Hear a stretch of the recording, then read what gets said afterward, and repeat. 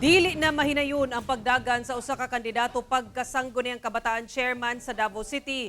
Human siya namatay dihang giatake samtang nagdula og basketball. Ani ang report ni Argil Relator. Sa kuha sa CCTV sa paliga ng ipahigayon sa Barangay Malagos Gym sa Davao City, subay sa pagsaulog sa araw ng barangay. Makita nga naa sa posisyon sa usa ka player ang bola. Gipasa niya ang bola sa iyang kauban o gipasa sa balik kaniya. Sa dihang pagpasa niya sa laing kauban ang bola, dinhi na kini napaluhod ug daw na umod sa salog. Gilayong mitawag og timeout ang referee ug gidagan ang maong lalaki. Gilayon siyang gitabang og CPR kon cardiopulmonary resuscitation. Gidala sabdayon kini sa usa ka ospital sa Kalinan. Apan wa damha nga mao nakadto ang iyang ulahing dula sa basketball. Human kini namatay. Nailhan ang maong basketball player nga si Philip Saladio Jr., 23 anyos. Saksi ang mga girikanan ni Philip Jr. sa maong hitabo. Sanglit giplastar matod pa sila ni Philip Jr. sa gym aron makita nila ang iyang dula.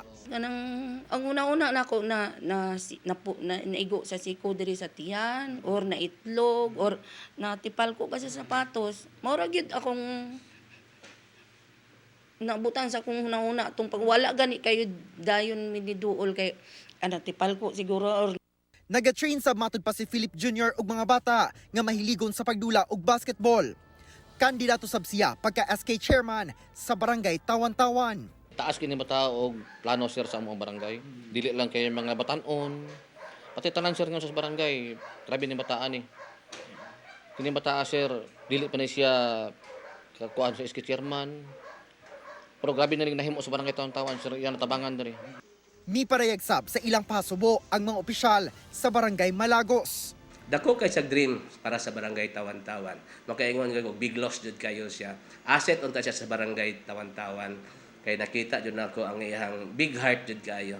Maski wala pa siya sa katungdanan, nagasupport na siya sa mga tanang players. Gikan sila na ang mga aktibidad sa barangay Malagos, gawas lang sa LGU Davao Servicio Caravan. Migula nga cardiac arrest ang hinungdan sa kamatayon ni Philip Jr. Dugang sa ginikanan, wala sila'y mabasol sa maong hitabo. Nagpasalamat sila sa tanang misuporta sa ilang anak. Kauban si Leo Arcajes sa kamera. Ako si Argil Relator para sa One Mindanao.